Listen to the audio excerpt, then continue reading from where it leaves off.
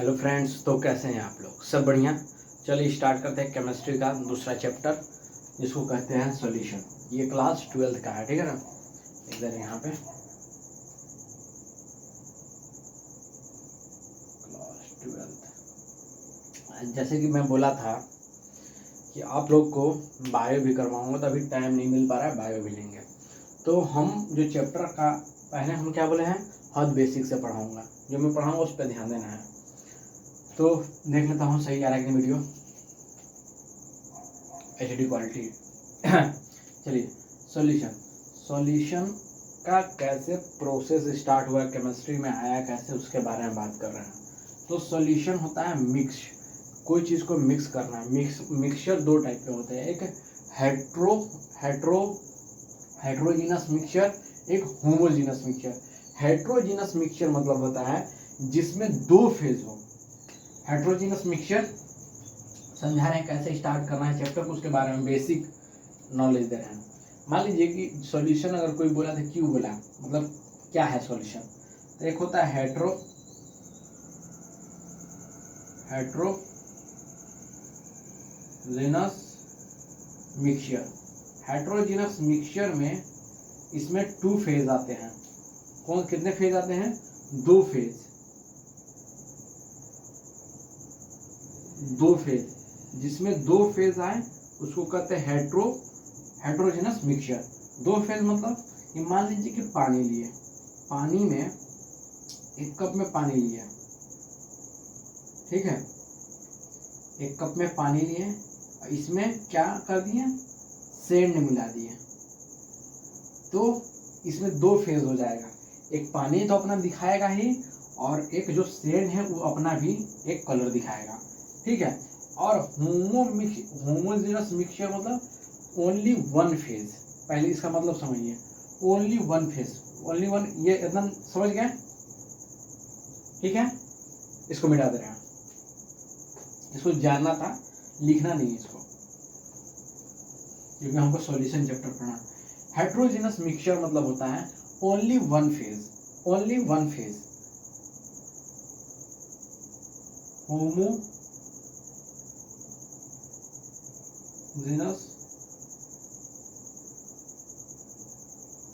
Mixture कितना क्या होता है, ओनली क्या होता है, ये क्या होता है, ओनली वन फेज, एक फेज बनाए। मान लीजिए कि कप में पानी लिए, सिर्फ पानी का रोल है यहाँ पे इस चैप्टर में ज्यादातर, इसको दो पार्ट में करवाएंगे। पानी लिए, ठीक है। पानी में हम क्या मिला दिए, साल्ट। तो साल्ट मिलाएंगे तो पता चलेगा हमको, साल्ट ले लिए या शुगर ले लिए, शुगर मिला दिए तो इसमें पता चलेगा नहीं, पता तो नहीं चलेगा ना। तो ओनली वन फेज, तो ओनली वन फेज में ही हमारा सॉल्यूशन आता है, वन फेज। ये होमोजेनस मिक्सचर ऑफ टू और मोर सब्सटेंस, दो या दो से ज्यादा सब्सटेंस मिला सकते हैं, उसको कहते हैं सॉल्यूशन। सॉल्यूशन सॉल्यूशन क्या होता है, concentration of solution, amount of solid, amount of divided by amount of solution. अब और इसका दूसरा फॉर्मूला होता है amount of solute, amount of solvent. इसको नोट कर लीजिए, ठीक है। नोट कर लिए, इसको मिटाते हैं।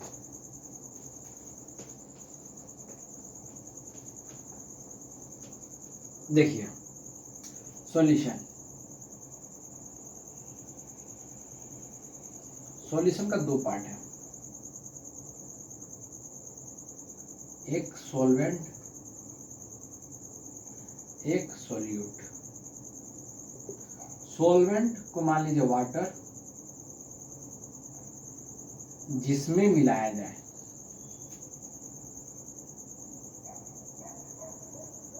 जिसमें मिलाया जाए, इसको मान लीजिए साल्ट, शुगर,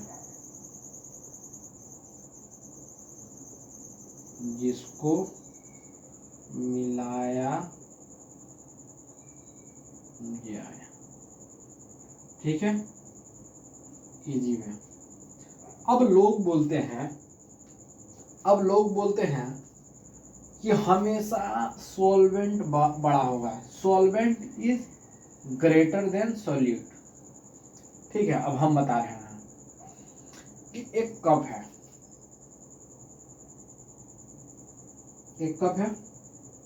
कप नहीं, एक जग समझिए, जिसमें 1 लीटर पानी आता है,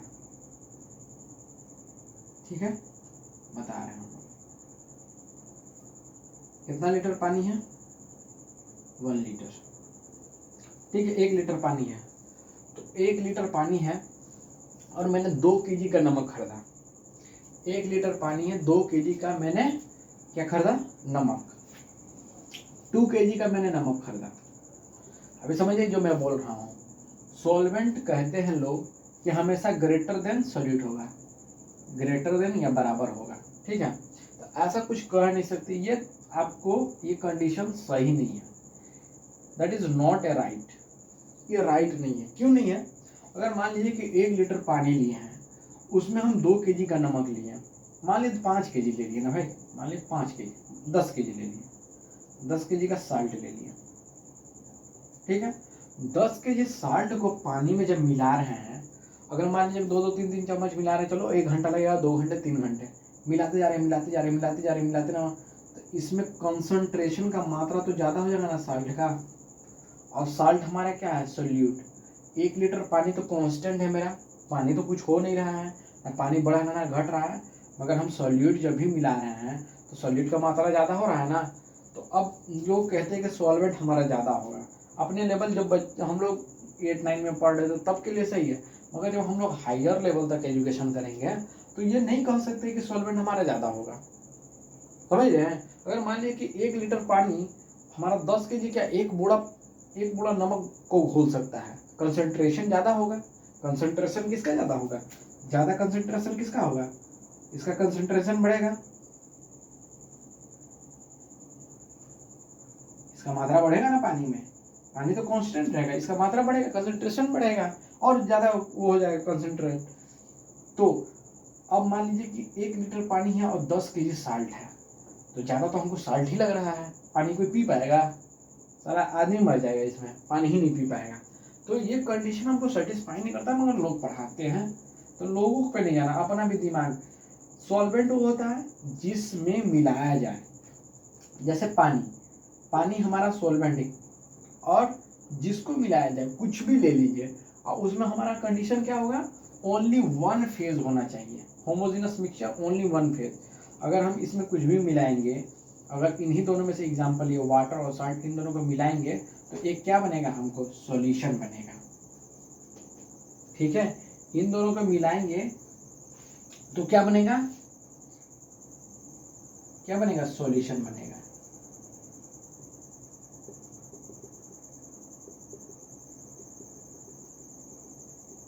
ठीक है, ये वाटर हो गया, क्या हो जाएगा? सॉल्वेंट।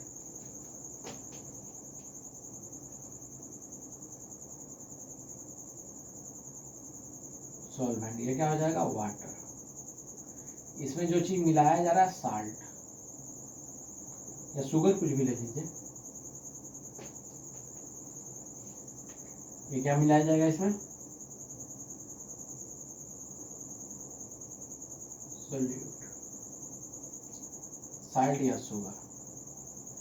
अब इस जो कंटेनर में सब मिलने के बाद जो आएगा, जब इसमें से जब मिल जाएगा, ठीक है, ये नमक है, मान लीजिए नमक मिल जाएगा, तो ये क्या बनाएगा? टोटल वीकर क्या बनाएगा?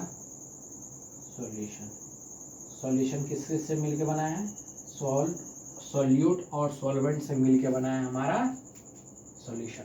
अब सॉल्यूशन में बहुत सारे कंसंट्रेशन लेवल होते हैं, तो उस चीज को मैं अभी बता रहा हूँ, तब तक इतना नोट कीजिए आप।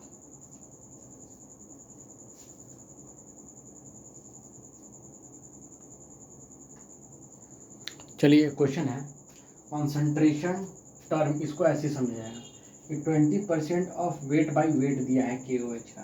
तो अब हमको इसमें क्या क्या पढ़ना है? 3 तीन पढ़ना है, इसी को तीन टर्म में बताते हैं। पहला है वेट बाई वेट ले लीजिए, वेट बाई वेट परसेंट। एक लीजिए वेट बाई वॉल्यूम परसेंट, एक वॉल्यूम बाई वॉल्यूम परसेंट, और चौथा ले लीजिए वॉल्यूम बाई वेट परसेंट। ठीक है, इसको अगर आप समझ लेंगे तो आगे आपको आसानी होगा। ठीक है, आगे आपको पढ़ने में मजा आएगा। तो देखिए पहला वाला क्या बताता है हमको, सॉल्यूट, और दूसरा वाला क्या बताया है, सॉल्यूशन। ठीक है, तो मतलब कि 20 ग्राम, मतलब इसको जो दिया है वेट को ग्राम में लेते हैं, वेट को ग्राम में लेंगे, और वॉल्यूम को क्या लेंगे, ml में, लीटर में, मतलब मिलीलीटर में। ठीक है, स्मॉलेस्ट यूनिट में। 20% of KOH weight by wait, 20% of weight by wait KOH aqueous. तो यहाँ क्वेश्चन पूछा वेट बाई वेट, तो क्या लिखेंगे, 20 ग्राम ऑफ, किसको किसको मिलाया जा रहा है, जो मिलाया जा रहा है वो क्या होता है, सोल्यूट। 20 ग्राम ऑफ सोल्यूट, किस में मिलाया जा रहा है, सॉल्यूशन में। 20 ग्राम ऑफ सोल्यूट इन, कितना हो जाएगा, 100 ग्राम ऑफ, 100 ग्राम ऑफ,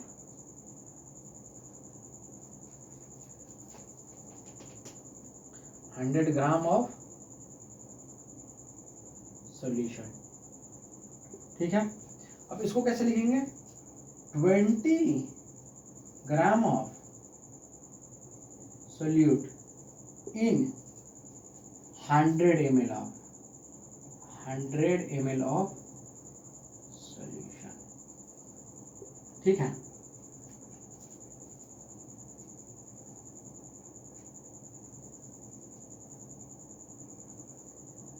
ठीक है, अब ये कैसे लिखाएगा, volume, 20 ml of solute in 100 ml of solution. Solution तो कुछ भी होता है, केजी, ग्राम, जो भी।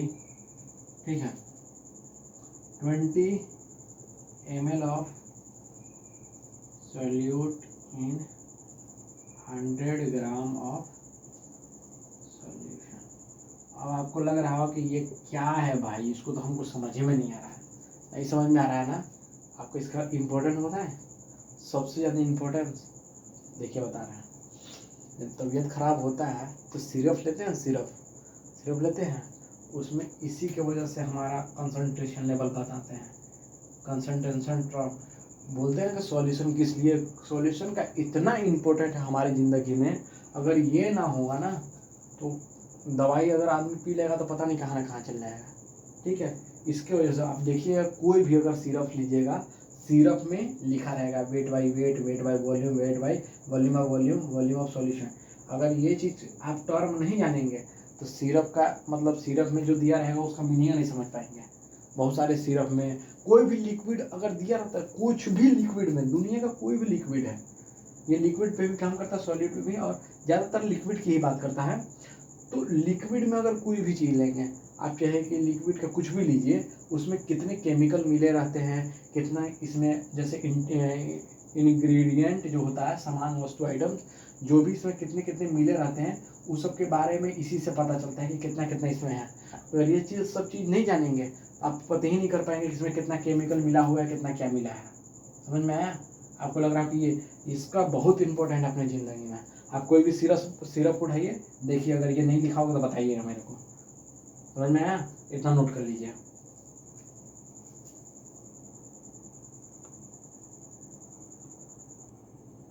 चलिए, इसमें और भी लेवल मतलब कि और भी इसमें पार्ट होता है कंसंट्रेशन में। एक मोल फ्रैक्शन होता है, एक मोलैरिटी होता है। मोलैरिटी कैपिटल M से डिनोट किया जाता है। मोल फ्रैक्शन को काई से, काई A और काई B से। ठीक है, ठीक। मोल फ्रैक्शन क्या होता है ये समझिए। एक बीकर है, ठीक है। एक बीकर में गोला वाला शेप, ये गोला वाला शेप ए का है और ट्रायंगल वाला बी का, ठीक है। इसमें वाटर है,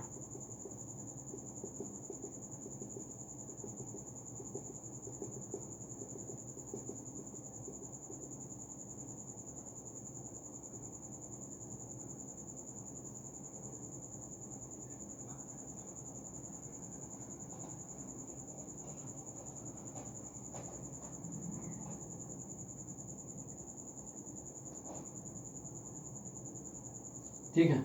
ए और बी दोनों मिला हुआ है। ये क्या है? सॉलिड है,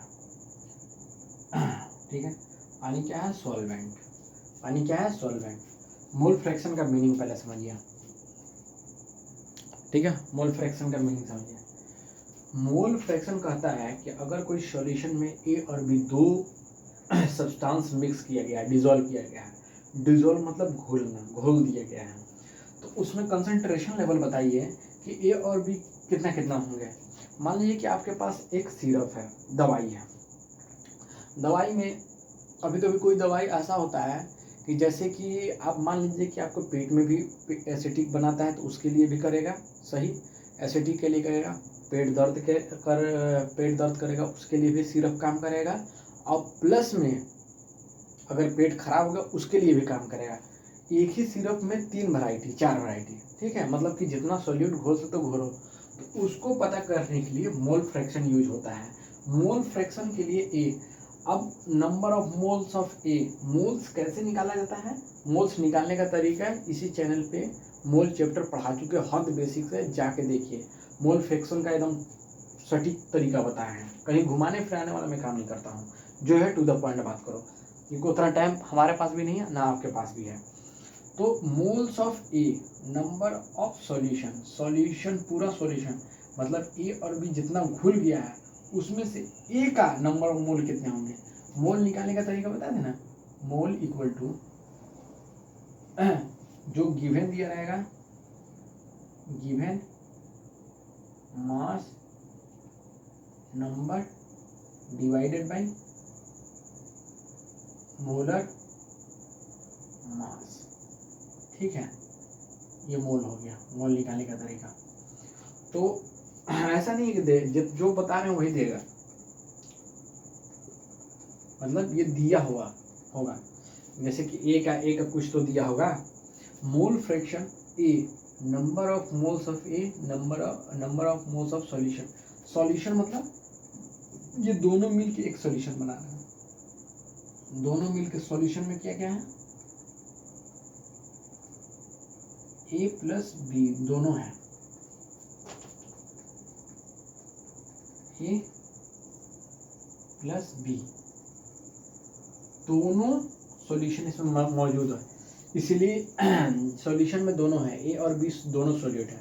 तो ये और बी का जिसका निकालना रहता है, जिसका निकालना है उसको सबसे ऊपर लिखते हैं, ठीक है। जिसका निकालना है उसका ए ऊपर लिखेंगे और बाकी पूरे सॉल्यूशंस को डिवाइड कर देंगे। बी का निकालना है, बी को ऊपर लिखेंगे, बाकी सबको डिवाइड कर देंगे। ठीक है, समझ में आ गया। अब इन दोनों को जब भी प्लस करते हैं, मतलब दोनों को कंसंट्रेशन करना है, तो अगर काई ए प्लस काई बी करते हैं तो ये किसके बराबर था? 1 के बराबर। ये नोट कर लीजिए, ठीक है। ये एक से अधिक हो ही नहीं सकता। इन दोनों का मोल फ्रैक्शन कितना होगा? मोल फ्रैक्शन 1 के बराबर। अब आते हैं मोलरिटी। मोलरिटी होता है number of mole of solid. कुछ दवाई ऐसे होते हैं कि मान लीजिए कि कोई दवाई टेम्परेचर डिपेंडेंट होता है, अगर टेम्परेचर जितना बढ़ेगा या घटेगा तो दवाई खराब भी हो जाते हैं। अब कुछ ऐसे होते हैं कि टेम्परेचर डिपेंडेंट नहीं होते हैं। तो अभी टेम्परेचर डिपेंडेंट पढ़ लीजिए। मोलरिटी सब दवाई के बारे में बताएंगे, क्योंकि आप को डॉक्टर बनना है तो डॉक्टर का जानना पड़ेगा ना, दवाई कैसे यूज हो रहा है। मोलरिटी होता है कैपिटल एम से डिनोट किया जाता है, समझ में आया।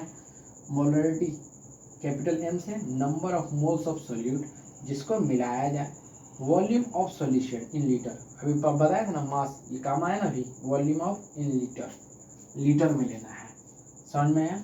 अब इसको लिखने के लिए तरीका ये भी लिख सकते हैं आप, अगर मान लीजिए कि हम ऐसे लिख देंगे नंबर ऑफ सॉल्यूट, तो गिवन मास को W1 लिख दे रहे हैं, W2 लिख दे रहे हैं, और मोलर मास को M2 लिख दे रहे हैं, फिर इनटू डिवाइडेड बाय, इसको लीटर में लिए हैं, अगर मिली लीटर में दिया है, अगर मिली लीटर में दिया रहेगा तो वॉल्यूम टू को W2 से डिनोट कर रहे हैं, W1 से डिनोट कर रहे हैं, और 1000 से इनटू कर देंगे, ठीक है, इस तरीके से ऐसे।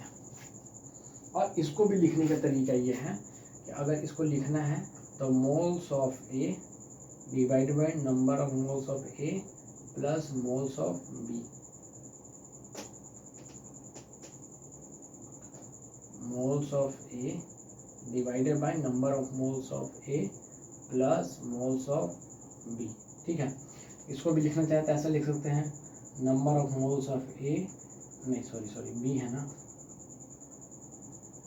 Number of moles of B divided by number of moles of A, number of moles of B, ठीक है, नोट कर लीजिए इसको। इस तरीके से जो मोल्स वाले रहते हैं इसको 2 मान के लेके चलते हैं, मतलब इसका जो भी होगा 2 में लेंगे, और ये नीचे वाले को 1 में लेंगे, ठीक है, 1/2 के रेशियो में, ठीक है, इतना नोट कर लीजिए।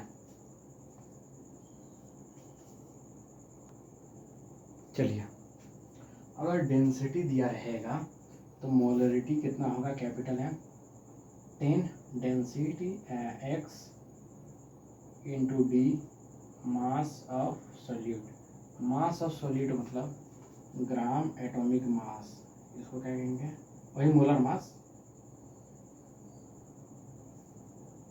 मोलर मास या ग्राम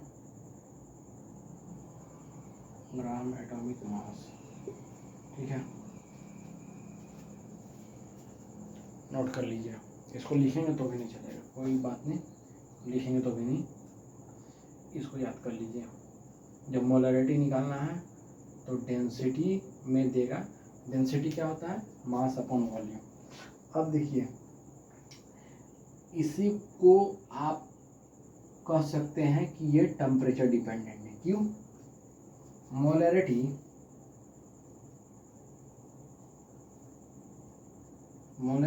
इनवर्सली प्रोपोर्शनल टू वॉल्यूम होता है, ठीक है, और आइडियल गैस इक्वेशन अभी पढ़े नहीं है, पढ़ाएंगे आगे, PV is equal to nRT होता है, अगर इसको कांस्टेंट माने, इसको कांस्टेंट माने तो P is directly proportional to temperature होगा, तो मोलरिटी टेम्परेचर डिपेंडेंट होते हैं, इसको लिख लीजिए, समझ में आया ना, आइडियल गैस इक्वेशन से निकालें, ये मोलरिटी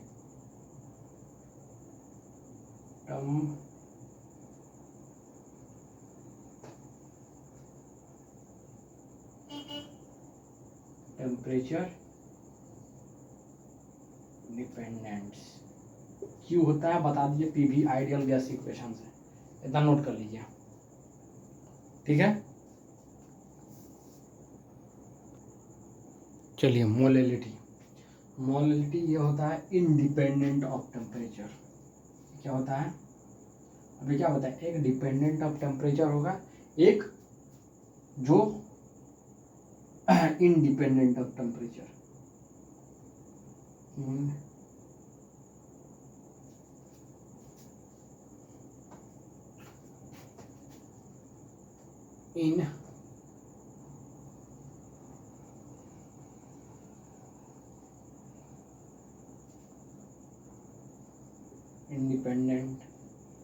independent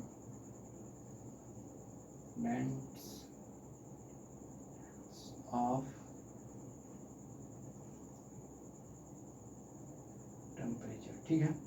अब ऊपर वाले को क्या बताए थे, इसको 2 लिख लीजिए, इसको 1 लिख लीजिए, तो इसको लिखने का number of mole of solute W12 by, ठीक, m2 into mass of solute, mass in KG, तो ग्राम में दिया रहेगा तो 1000 से डिवाइड कितना हो जाएगा, ठीक है।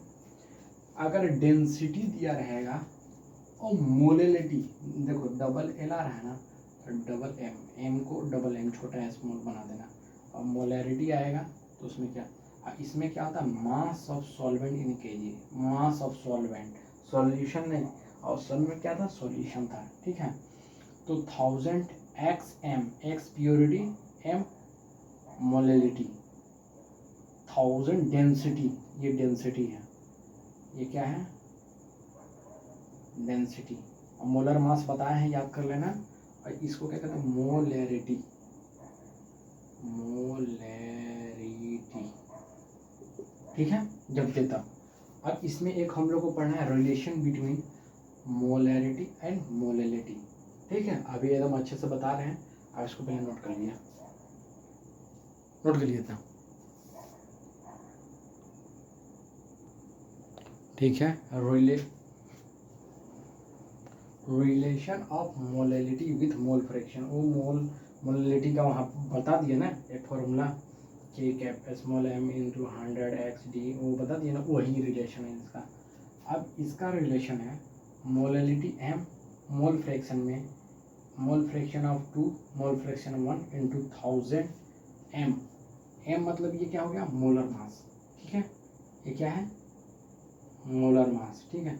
X of solute, x of solvent into 100 फिर सॉल्वेंट, ठीक है, वही। तो इसको याद कर लीजिए आप लोग, उतना इम्पोर्टेंट नहीं है, बस नोट कर लीजिए। अब यहाँ से हमारा सॉल्यूशन स्टार्ट होता है। सॉल्यूशन का सॉल्यूशन 3 चीज़ों में रहता है, ठीक है। यहाँ से अगर सॉल्यूशन का बात करें तो सॉल्यूशन को 3 चीज़ों में बांटा गया है। एक सॉलिड में, सॉलिड सॉल्यूशन, एक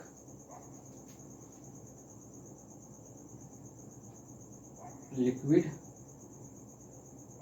सॉल्यूशन, एक गैस सॉल्यूशन, ठीक है। अब हमको पढ़ना है कि जब गैस को गैस में मिलाएंगे, गैस को लिक्विड में मिलाएंगे, लिक्विड को गैस में मिलाएंगे तो क्या होगा, इस सॉलिड के बारे में हमको नहीं पढ़ना है, बस ये दोनों को पुर्जा अलग अलग कर देना है। यहीं से हमारा डाल्टन लॉ, हेनरीज लॉ, और हेनरीज लॉ हो गया, डाल्टन लॉ हो गया, और भी DRH, हाँ, डाल्टन लॉ, राउल्ट्स लॉ और हेनरी लॉ, यही हमको 3 चीज़ पढ़ना है, ठीक है। बता रहे हैं, इसको याद करने का ट्रिक बता रहे हैं आप लोगों को, नोट कर लीजिए इतना पहले।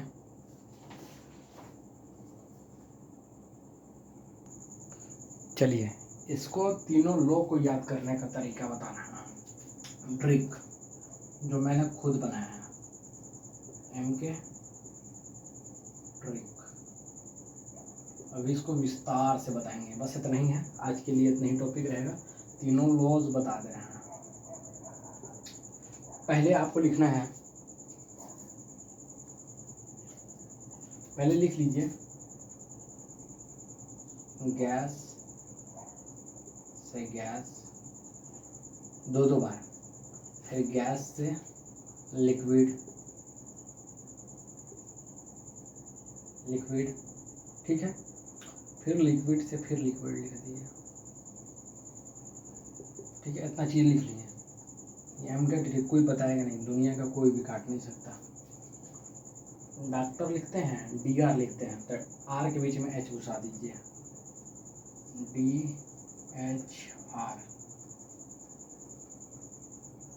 ठीक है। इसको कहते हैं डाल्टन्स लॉ, हेनरीज लॉ और राउल्ट्स लॉ, ठीक है। अब तीनों का मीनिंग पूछता है कि किस किस चीज़ पे काम करते हैं, तो किस किस चीज़ों पे काम करते हैं इसको कैसे बताएंगे, ठीक है। तो 1 मिनट,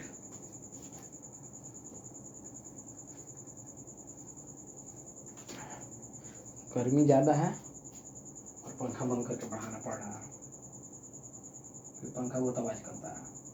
समझ रहे हैं बातों को, इसलिए गर्मी और पूरा एकदम ठीक।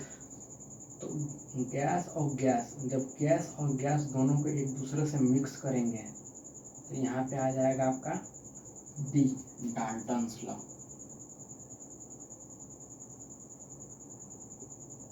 क्या आ जाएगा, डी लिख दीजिए। अब इसका पूरा विस्तार से बताएंगे। डी लिख दिए, डाल्टन्स लॉ। अब गैस से लिक्विड, गैस को लिक्विड या लिक्विड को गैस में मिलाएंगे। अब इसका अच्छे से विस्तार से बताएंगे। तो यहाँ पे क्या आ जाएगा, राउट्स लॉ। राउट लॉ किसमें काम करता है, gas in liquid, liquid in gas, gas in gas. अब सॉरी यहाँ पे देखिए हेनरीज लॉ, गलत बता दिया ना, आप लोग थोड़ा ध्यान दे दीजिएगा। हेनरीज लॉ, एच आ रहा है। और लिक्विड से लिक्विड क्या होता है, राउट्स लॉ। याद रहेगा, ये ट्रिक है। अब इसको हम पूरा एकदम धुआं कर दे रहे हैं कि क्या कहता है डाल्टन्स लॉ, क्या कहता है हेनरीज लॉ, क्या कहता है राउट्स लॉ, पूरा एकदम धुआं कर दे रहे हैं। यही इतना नोट कर लीजिए, फिर आगे पढ़ाना स्टार्ट कर रहे हैं। तीनों एक ही पैराग्राफ, एक ही बोर्ड पे बता दे रहे हैं तीनों लोग। पहले लिख लीजिए इतना।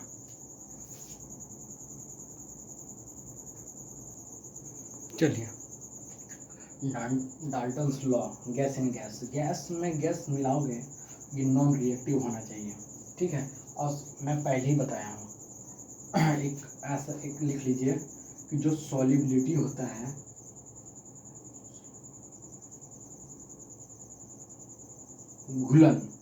घुलने के लिए, ये डायरेक्टली प्रोपोर्शनल टू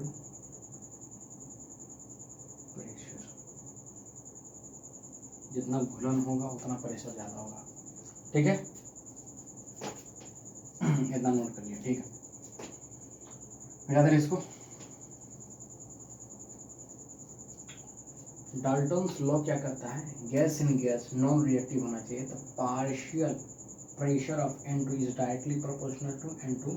जैसे बताए थे कि जब हमारा दो कोई सब्सटेंस घुलेगा तो उसके पता कैसे करेंगे, मोल फ्रैक्शन से, बताए थे ना, हैं। तो मोल फ्रैक्शन से, तो partial pressure of N2 equal to mole fraction of N2, जिसके बारे में पता करना रहता है उसका मोल फ्रैक्शन, और टोटल से इनटू करते हैं, ठीक है। इस चीज़ में इसको रट लीजिए।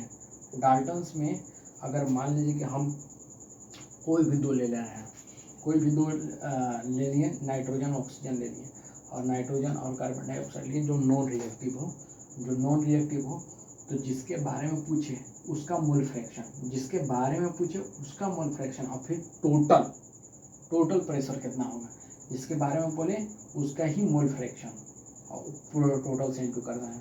हेनरीज लॉ क्या बोला, गैस इन लिक्विड में जब गैस को N2 को वाटर में मिलाया गया तो जिसके बारे में पूछो उसी का, इसमें भी वही है। जो प्रेशर पूछ रहा, पार्शियल प्रेशर, इसको कहते हैं पार्शियल प्रेशर, ठीक है। पार्शियल प्रेशर, तो हेनरी कांस्टेंट होता है उसके साथ, उसका मोल फ्रैक्शन। हेनरी कांस्टेंट मतलब वही कि टोटल प्रेशर के ही बराबर होता है। मतलब कि एक इसमें लॉ है, हेनरीज लॉ, कि जब गैस को लिक्विड में घुले तो वहाँ पे हेनरी कांस्टेंट आता है। हेनरीज ने बताए थे, तो उन्हीं के ऊपर एक लॉ आ गया, जिसके बारे में पूछे उसी का मोल फ्रैक्शन, जिसके बारे में पूछे उसी का मोल फ्रैक्शन लेना है, ठीक है। अब यहाँ पर राउट्स लॉ का अलग ही कंडीशन है, इसको एकदम अच्छे से बताएंगे। जिस लिक्विड के बारे में, ये इसको कहते हैं vapour phase, partial pressure of vapour phase, इसको कहते हैं partial pressure of vapour phase. और ये क्या होता है, pure pressure of water vapour phase, pure vapour phase, ये प्योर होता है। प्योर कैसे, बताते हैं। अब इसी के बारे में हमको जानना है, ये दोनों के बारे में जान के, Dalton law gas in gas, Henry's law gas into liquid, जिसके बारे में पार्शियल प्रेशर पूछे उसी का मोल फ्रैक्शन लेना है डाल्टन लॉ में भी, मगर इसमें अलग कंडीशन है, इसमें एक प्योर लेना है, इसमें ये लेना है। तो राउट्स लॉ के बारे में बता दें, फिर ये चैप्टर कंप्लीट कर देना, मतलब इसका अगला नेक्स्ट वीडियो में आपका सेकंड पार्ट जाएगा, इसको मिटा देना है ना, नोट कर लिए।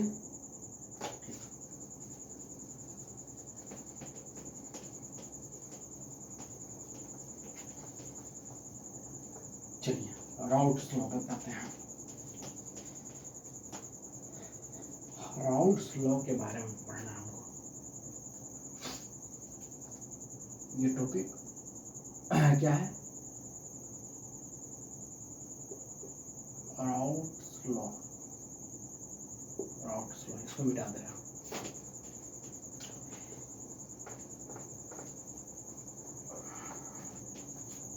एक बीकर लिया, ठीक है, मान लीजिए एक बीकर लिया, बीकर में हम ए का भी पार्टिकल डाल दिए, ए बी, ठीक है, यहाँ पानी है,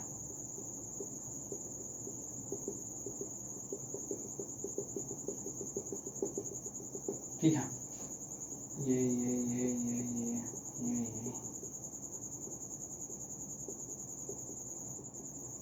ये पार्शियल प्रेशर है।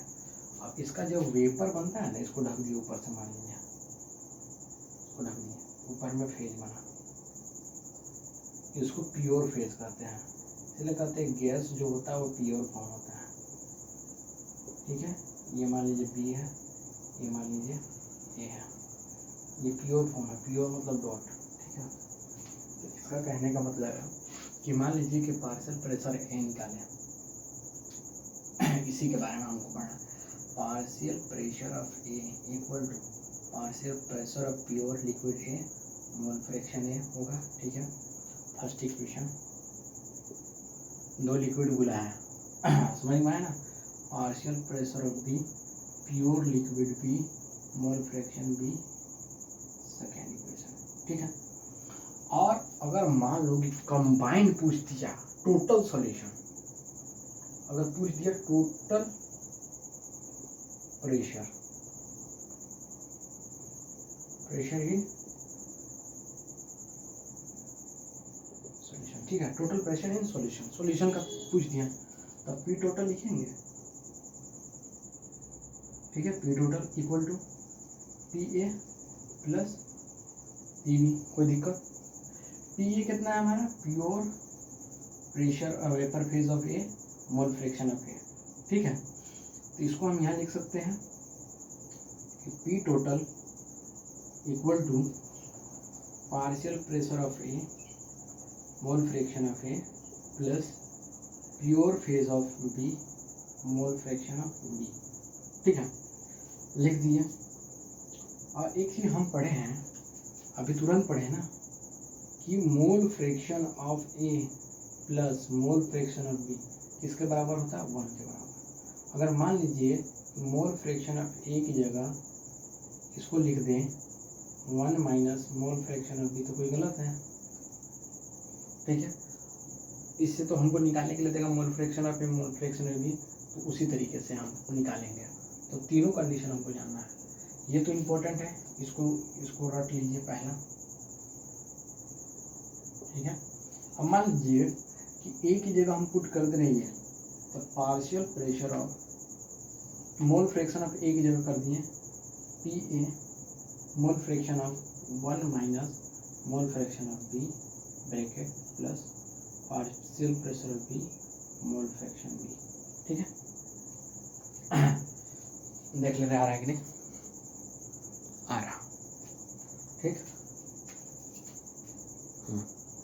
एक और स्टेप, इसको मल्टीप्लाई कर दे रहे हैं सबसे, partial pressure totally partial pressure of A minus partial pressure of A mole fraction of B plus partial का है, सॉरी पार्शियल जब बोल रहा हूँ, प्योर है, pure form of B vapour phase में, और B mole fraction of B,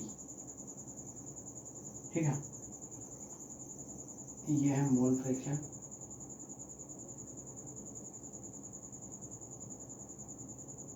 ये है प्योर फॉर्म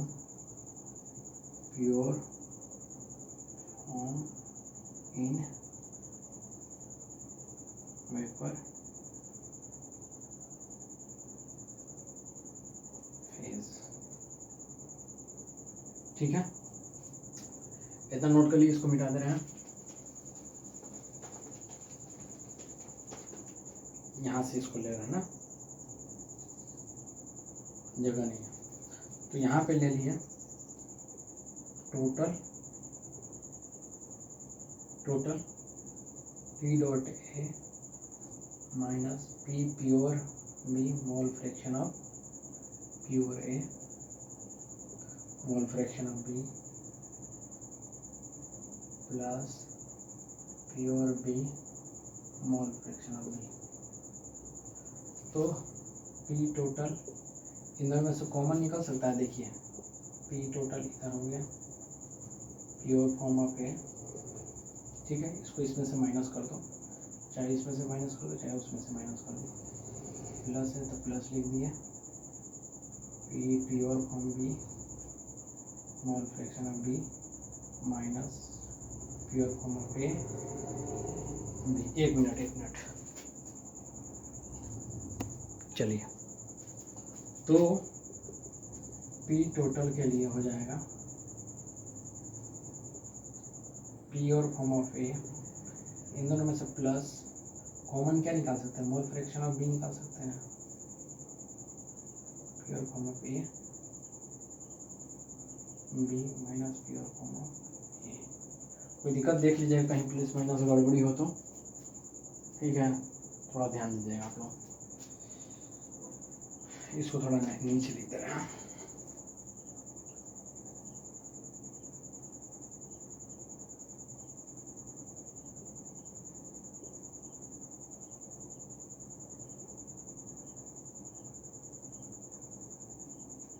ठीक है, ये इधर आएगा तो माइनस हो जाएगा P total minus pure form of A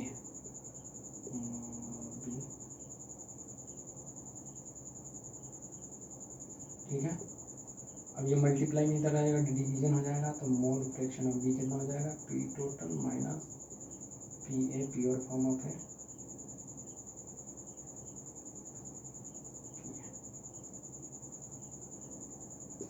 note कर लीजिए, क्वेश्चन पूछता है इस पे।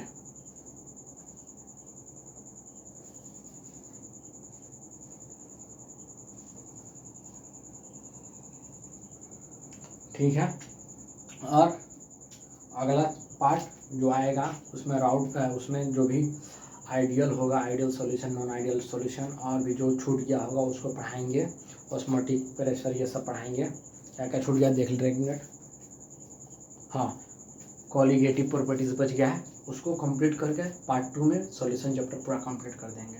ठीक है, और जितना बताया है उसको बार बार रिवाइज कीजिएगा, इससे बाहर कुछ नहीं है। जितना बताया उसको बार बार कीजिए प्रैक्टिस, और सॉल्यूशन को देखते जाइए, और हो सके तो एनसीईआरटी भी पढ़िएगा, और जितना हो सके उतना क्वेश्चन प्रैक्टिस करें। जो कंडीशन बताया उस कंडीशन को सेटिस्फाई करिए, मतलब क्वेश्चन में करेगा, और जाकर देखिए। और मोल चैप्टर अगर ना समझ में आया तो मोल चैप्टर भी जाके देखिए, इसी चैनल पे अपलोड हो गया है।